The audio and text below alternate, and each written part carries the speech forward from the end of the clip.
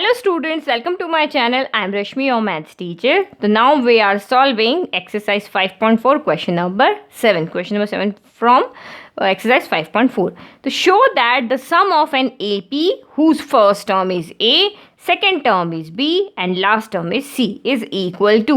तो आपको यहाँ पे क्या दिया हुआ है, ये हमें यहाँ पे शो करना है कि ये कोई भी एक एपी है जिसकी पहला टर्म ए है, सेकेंड टर्म बी है और उस एपी का लास्ट टर्म यहाँ पे सी है। तो आपको ये बताना है कि ये जो भी एपी यहाँ पे बन रही है उस एपी का अगर आप सम करोगे, उनकी उसकी टर्म का यहाँ पे आप सम करोगे तो, क्योंकि लास्ट टर्म आपको गिवन है तो लास्ट टर्म यानी कि जो यहाँ पे हमें एपी एक स्पेसिफिक है, कोई ये नहीं कि एंड टर्म हमारी यहाँ पे जा रही है, तो उस एपी का सम आपका इतना आएगा। तो पहले जो गिवन है वो लिख लेते हैं। तो गिवन दैट तो गिवन इन्फॉर्मेशन के अकॉर्डिंग आपकी एपी क्या बन रही है, given that the AP is first term आपकी यहाँ पे ए है, सेकेंड टर्म आपकी यहाँ पे बी है एंड सो ऑन, और लास्ट टर्म आपकी यहाँ पे क्या है, सी है। तो यहाँ पे क्या लिखेंगे, ये तो हमारी एपी बनी है बट हम इस एपी के अंदर हमारी फर्स्ट टर्म है ए, ओके, और लास्ट टर्म यहाँ पे क्या है, last term is equal to, उसको हम ए एन भी कहते हैं और उसको हम एल भी कहते हैं, तो वो हमारी कितनी है, सी है। नाउ अब आप यहाँ पे देखो कॉमन डिफरेंस, तो हम वो भी लिख लेते हैं। कॉमन डिफरेंस हम क्यों लिख रहे हैं वो भी मैं आपको बताती हूँ। तो कॉमन डिफरेंस हमारा होता है डी, कॉमन डिफरेंस को हम डी से डिनोट करते हैं, वो हमारा होता है A2 माइनस A1। तो चाहे A1 कहो चाहे ए कहो, एक ही बात है, फर्स्ट टर्म को हम दोनों कह सकते हैं। तो A2 कौन है, ये हमारा A2 है सेकेंड टर्म, ये फर्स्ट टर्म हमारा ये है, तो A2 माइनस A1 तो B माइनस A हो जाएगा। ओके, अब आप यहाँ पे देखो, अब मुझे सम का फॉर्मूला लगे, आपको क्वेश्चन में कहा है ना कि आप सम फाइंड करो, तो now sum of this AP, तो क्योंकि मुझे लास्ट टर्म गिवन है तो मैं लास्ट टर्म वाला फॉर्मूला लगा लूँ, तो उसको मैं S N equal to N by two A plus L, last term वाला हमारे पास यही फॉर्मूला होता है। एक और होती है हमारे पास सम का फॉर्मूला कि S N equal to N by two, two A plus N minus one into D. एक फॉर्मूला हमारे पास ये है, दूसरा फॉर्मूला ये है। तो जब भी लास्ट टर्म आपको गिवन है आप ये वाला फॉर्मूला लगा लो।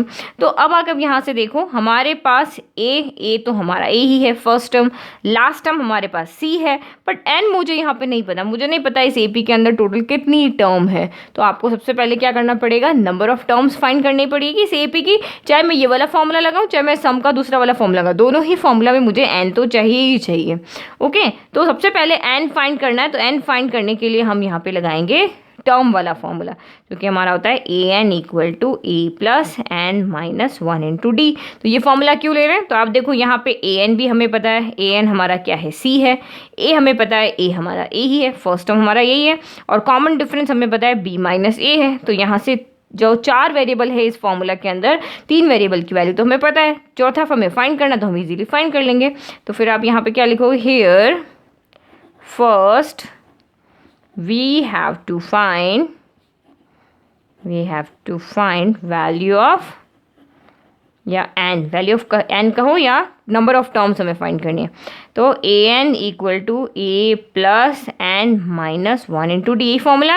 ए एन यानी लास्ट टर्म आपकी सी हो गई, फर्स्ट टर्म ए का मतलब क्या था, फर्स्ट टर्म आपकी यहाँ पे ए ही है तो हमने ए ही रख दिया, एन माइनस वन, और डी आपका यहाँ पे क्या है, बी माइनस ए हो गया। तो नाम उसको सॉल्व करना है, हमेशा हम ऐसे ही सॉल्व करते हैं, पहले इस टर्म को उधर लेकर जाते हैं।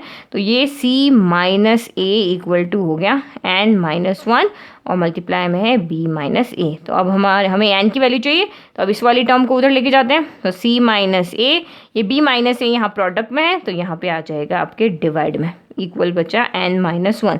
अब एन की वैल्यू चाहिए, माइनस वन को भी उधर लेके चले जाओ, तो माइनस वन को भी उधर लेके गए तो ये हो गया सी माइनस ए अपॉन बी माइनस ए, माइनस वन उधर जाके हो गया प्लस वन, इक्वल में एन हो गया। ना उसको सॉल्व करना पड़ेगा एन की वैल्यू को, तो अब आपको यहाँ पे क्या करना पड़ेगा, एलसीएम लेना पड़ेगा। तो वन और बी माइनस ए का एलसीएम आपका क्या हो जाएगा, बी माइनस ए ही हो जाएगा। बी माइनस ए की टेबल में बी माइनस ए वन टाइम आएगा तो यहाँ तो सी माइनस ए हो गया, फिर प्लस वन की टेबल में बी माइनस ए टाइम आएगा, क्योंकि यहाँ पे प्लस का साइन है इसलिए मैं ब्रैकेट नहीं लगा रही हूँ, मैं डायरेक्ट बी माइनस ए कर रही हूँ, क्योंकि जब बीच में प्लस का साइन होता है तो अंदर के साइन चेंज नहीं होते, लेकिन नेगेटिव साइन होता है तो इन दोनों के साइन चेंज हो जाते हैं। तो इक्वल टू हो गया एन हो गया, ये दोनों ए आपके ऐड हो जाएंगे तो सी प्लस बी तो एज इट इज़ रहेगा, सी और बी तो एज इट इज़ रहेगा, माइनस माइनस होता है प्लस, तो ए प्लस ए हो गया आपका 2a, और साइन नेगेटिव आएगा क्योंकि दोनों नेगेटिव है। नाउ बी माइनस ए इक्वल में हो गया n। तो ये तो हमारी आ गई नंबर ऑफ टर्म्स आ गई। ना हम सम का यहाँ पे फॉर्मूला लगा सकते हैं, तो now sum of N A P equal to S N equal to n by 2 A plus L, ये वाला फॉर्मूला लगा रहे हैं। अब हमें n भी पता है, a भी पता है और l भी पता है। नाउ वैल्यू पुट करते हैं, n की वैल्यू हमने अभी लिखी है, तो ये हो गया c plus B minus 2a upon b minus a divided by, equal का साइन हम यहाँ लगाते हैं, डिवाइडेड बाय 2 है, और a प्लस एल, तो a फर्स्ट टर्म तो हमारी यहाँ पे a है और लास्ट टर्म हमारी यहाँ पे c है, तो ये हमारा हो गया a प्लस सी हो गया। ओके, तो अब जो हमें यहाँ पे प्रूव करना है, तो ये आपका b प्लस सी माइनस 2a है, मल्टीप्लाई में ये है जो, ठीक है, हमारी सारी टर्म आ रही है। तो ये पहले न्यूमरेटर में आपका फ्रैक्शन में पहले हम इसको सॉल्व कर लेते हैं। तो ये आपका यहाँ पे हो गया c plus B minus 2a divided by b minus a है, और ये 2 के डिवाइड में कुछ नहीं, तो हम 1 ले लेते हैं। आप इसको मत देखो, सिर्फ इसको देखो, ये इस तरह से है आपके यहाँ पे, देखो ये है a upon B divided by c है, तो इसको हम यहाँ पे लिख सकते हैं a अपॉन बी, डिवाइड के साइन को मल्टीप्लाई में चेंज करेंगे, c आपका न्यूमरेटर में है तो ये आपका चला जाएगा डिनोमिनेटर में, यानी कि इसको 1/c कर देते हैं। ऐसे भी कर सकते हो, c को यहाँ नीचे भी मल्टीप्लाई कर सकते हो, तो यहाँ c के डिवाइड में कुछ नहीं 1 ले लो, तो ये c/1 आपका 1/c हो जाएगा, ठीक है।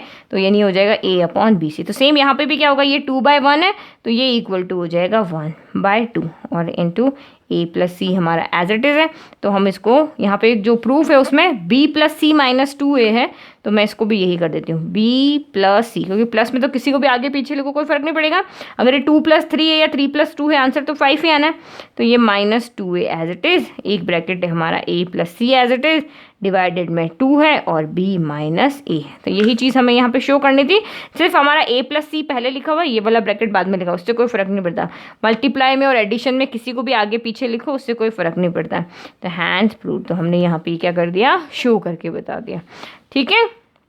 तो इसी तरीके से आपका जब भी कोई क्वेश्चन आए कि जिसमें आपको यहाँ पे AP ना गिवन हो, और आपको यहाँ पे इसी तरीके से आपको यदि आई फर्स्ट टर्म ये है, सेकंड टर्म ये है, लास्ट टर्म ये है, तो आप उसके अकॉर्डिंग AP बना लो। AP में जो भी टर्म आपके यहाँ पे गिवन उसके अकॉर्डिंग हमने A B C के अकॉर्डिंग AP यहाँ पे जनरेट कर लिया।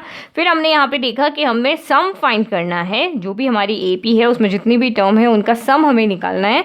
लेकिन हमारे पास तो यहाँ पे अगर सम का फॉर्मूला अगर देखें तो n यानी नंबर ऑफ टर्म्स तो हमें पता ही नहीं है इस AP की, तो इसलिए फिर आपने यहाँ पे क्या किया, an का फॉर्मूला लगा के पहले आपने n फाइंड किया। n फाइंड करने के बाद में हमने यहाँ पे सम का फॉर्मूला लगा दिया। सम का कौन सा वाला फॉर्मूला लगाया, जिसमें आपको लास्ट टर्म अगर गिवन है तो हम l वाला फॉर्मूला लगा दें, यानी n/2 a प्लस l। तो यहाँ पे ये वैल्यू पुट करके, तो बाकी सारा तो आप सब ठीक करोगे, लेकिन ये आप कैलकुलेशन में यहाँ पे ध्यान रखना कि ये कैलकुलेशन में आपकी मिस्टेक नहीं होनी चाहिए, ओके। अदरवाइज आपको वैसे भी शो दैट वाले क्वेश्चन में तो वैसे ही पता चल जाएगा आपका आंसर यहाँ पे राइट आ रहा है या रॉन्ग आ रहा है, क्योंकि जो प्रूव करना वो तो हमें यहीं पे लिखा हुआ, अगर ये आंसर सेम आ गया तो राइट है, नहीं तो रॉन्ग है। ओके, नाउ इसको नोट डाउन कर लो। Thank you.